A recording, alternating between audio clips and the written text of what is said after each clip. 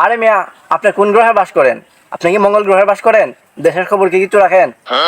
26 তারিখের অ্যামাউন্টে দেশের যত ফকির আসলো সব বড় লোক হয়ে গেছে গা।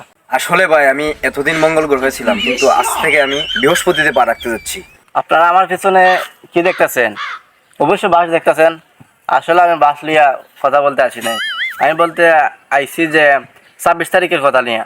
আপনাদের আশেপাশে যদি কোনো টাকা গণার মেশিন থাকে তাহলে আমার জানায়েন, কারণ আমি 26 তারিখ বিশাল বড় অঙ্কের টাকা পেতে যাচ্ছি।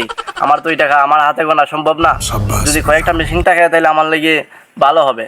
তারপর পৃথিবীর সবচেয়ে বড় বড় যেগুলা জিনিস আছে ওইগুলা যদি আপনার জানা থাকে আমার একটু জানায়েন, কমেন্ট বক্সে জানায়েন।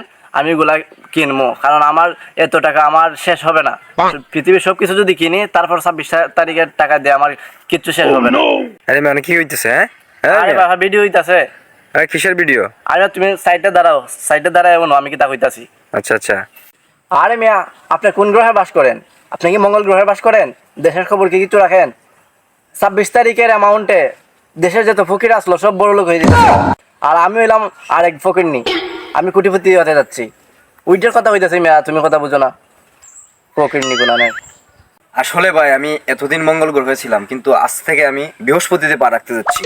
ঠিক আছে, আপনি এতগুলো টাকার মালিক হয়ে যাবেন, আর বাংলাদেশের যত ফকিরনি আছে সবাই কোটিপতি হতে যাচ্ছে, কিন্তু আমি এক হতভাগা এখন পর্যন্ত কিছু বুঝতে পারলাম না যে 26 তারিখ কি হতে যাচ্ছে। আসলে 26 তারিখে কি হতে যাচ্ছে বাংলাদেশে আমার এখন পর্যন্ত জানা নাই। যাদের জানা আছে অবশ্যই দয়া করে জানাবেন কমেন্ট বক্সে কি হতে যাচ্ছে।